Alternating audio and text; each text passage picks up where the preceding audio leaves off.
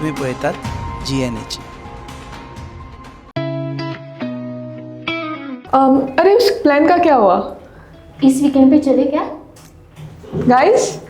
हिमाचल और केरला? नहीं यार, इट्स टू कोल्ड.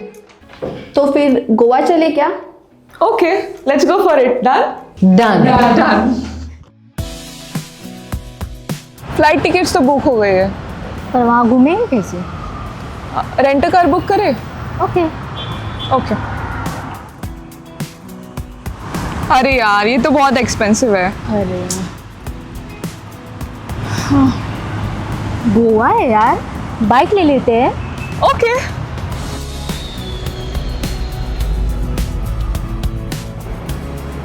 भैया हमें रेंट बाइक देखना है, कुछ नया powerful stylish.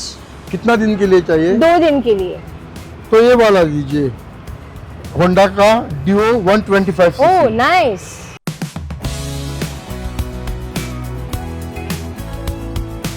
The all-new Honda Dio 125.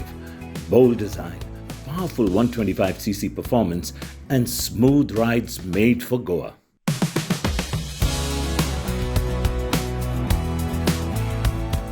Rent car नहीं लिया वो बेस्ट डिसीजन था. बहुत ही कंफर्टेबल राइड थी और काफी स्टाइलिश भी है. और हैंडलिंग भी स्मूथ है. Also it was a great fun. Yes.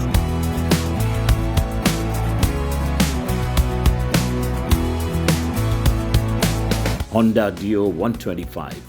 Rent it, ride it, live Goa.